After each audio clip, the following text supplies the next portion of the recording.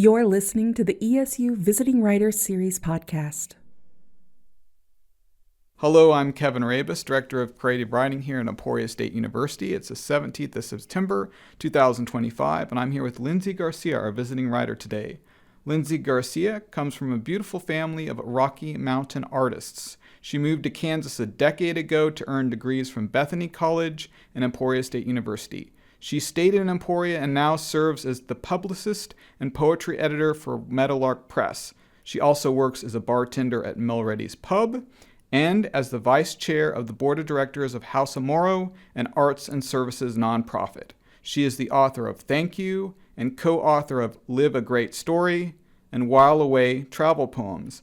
Linzi is a recipient of the NextGen Under 30 Kansas Award. Welcome, Linzi.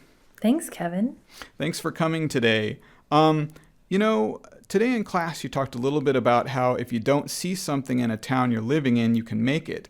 And I think you're a great example of that and the many things you've made in our community and helped make. Tell me a little bit about that when it comes to your role in Emporia. Absolutely. I think it originated while in Lindsborg, and my friends and I didn't have a creative writing club, so we started one, and there wasn't a poetry series, so we started one. And being supported in that gave me the confidence to do that in Emporia too, and really advocating for what I believe in and what I feel is beneficial to a community. For example, Dion Morrow brought a bunch of us go-getters together to start House of Morrow, and through that, I've been able to lead a diverse voices literacy program, which is where I and some other co-facilitators go into the 5th grade classrooms and beyond in some of our local elementary schools and teach creative writing. And then with my work with Meadowlark Press, we are able to publish an anthology of those students' writings and their illustrations and give them a chance to be published authors by the time they're 10. So Wow. That feels really great to contribute to the community. Can you think of any examples when it comes to that anthology, things that were kind of cute or memorable moments? Yeah, I think seeing the students really open up and become vulnerable in a lot of ways, talking about things that they've struggled with, or making friends, or wanting to tell everybody about their best friends. But also, you get to see such beautiful imagination. And I think one of the things that this program has seen success with is we really want the students to feel like they have a voice outside of the classroom. And so at the end, they're able to submit pieces of writing that aren't just from the prompts that we've given them, but just things that they've created on their own. And to see how many students submit pieces that they wrote outside of our classroom time together was really encouraging. Excellent, excellent. You have a new book, Cravings. Tell us a little bit about that and maybe a little bit about its genesis, things that went into its creation. Yeah. My new book, Cravings, just came out a couple days ago. And my last poetry book came out when I was 22. And so all of these poems have been written between 22 and now I'm 29. And so a lot of it is just what it's like being a 20-something-year-old in Kansas and traveling about and experiencing love and heartbreak and aging, whether that's you aging or watching those around you age, and really paying attention to your everyday experiences in a way that make them poetic, trying to live the most poetic, artful life you can live. Excellent, excellent. And one of your poems actually talks about experiences that you've seen and observed, and you talk about observation quite a bit, but that may not make it into a poem. Would you be hip to read a stanza or two of that for us since we have it on hand? Absolutely. So this is a public service announcement to use those pieces of poems as poems. This is called Not a Poem. Many poetic thoughts will never become poems because they're not poems. Some examples. The way each person at this table approaches their bite of food differently. Him, teeth first. Her, tongue first. The baby, mouth open wide. At home, I only drink coffee from other places, but anywhere else, I only drink coffee from home. And this goes on and on to give more stanzas of these small observations. Excellent, excellent. And you're somebody who's very, very active in the poetry community, not only in our region, but beyond. Tell us a little bit about what you learn on the road, so to speak, and what traditions you pull from when it comes to your work, past and present. Absolutely.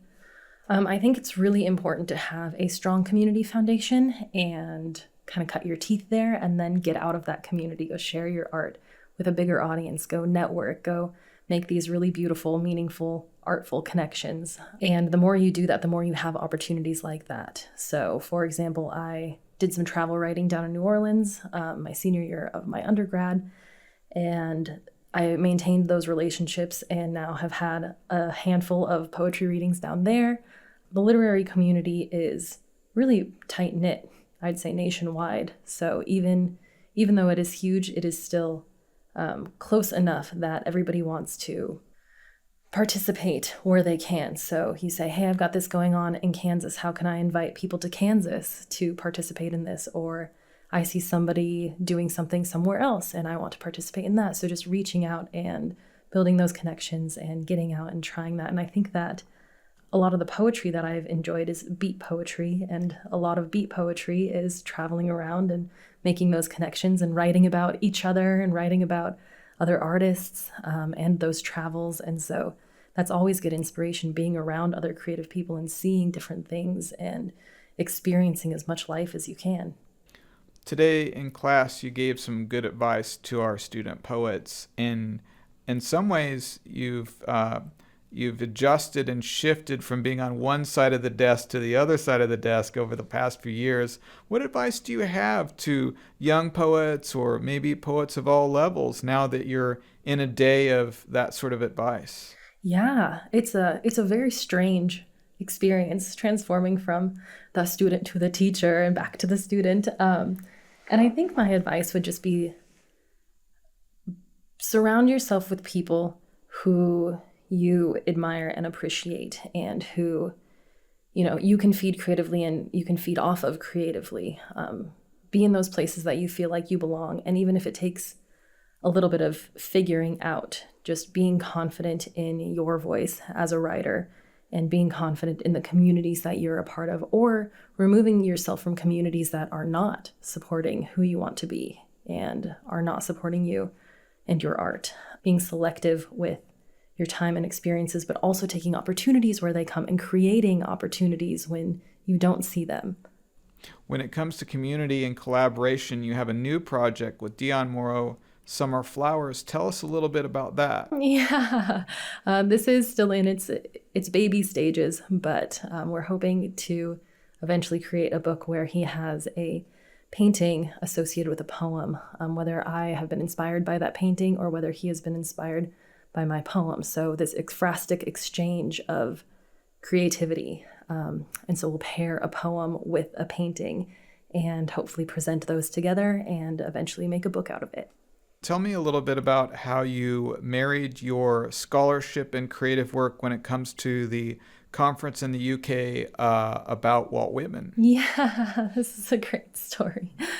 During grad school, we wrote our very first big literary essay. And after finishing our essays, it was good practice for us to submit them to conferences. And my essay was accepted into a conference in Bolton, England, at Bolton University for Walt Whitman's 200th birthday.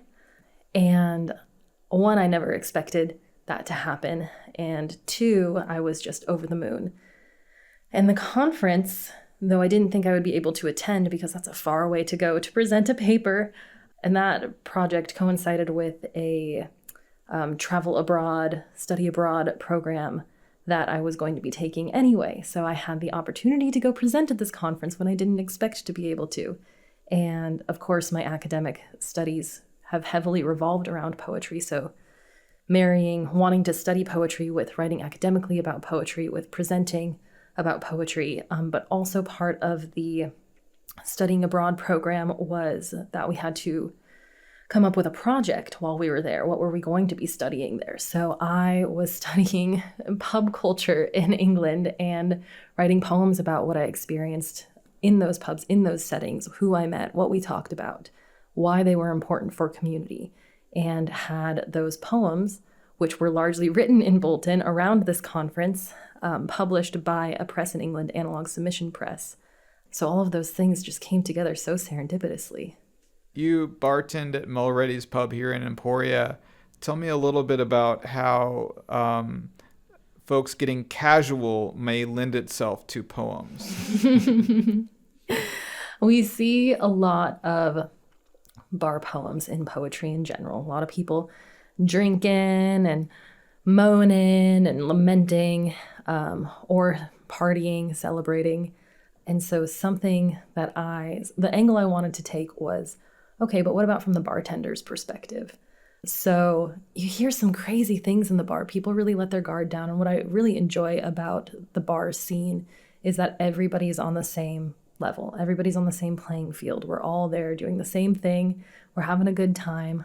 And people really open up. And so sometimes you have these really interesting conversations, or sometimes the scene is just so strange that you have to write it down. But the people are so vibrant there. And being a bartender, you really get to engage with a wide variety of those people. And it continues to inspire me.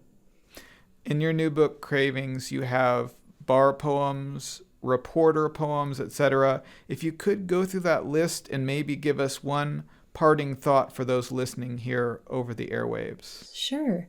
I think one of the greatest things about writing that I also want people to take away is that the more variety, the different types of writing you can do, the better it is for you. I've been a reporter. I've been an academic. I have done technical writing. I do poetry. I have done so many types of writing that all of those things inform the other. So get out there and practice all the different types of writing, see what suits you best, and stick with that. And then also explore writing in other ways and explore creativity in other ways. Use your voice and tell good stories. Excellent. Thanks for joining us today. Thanks for having me.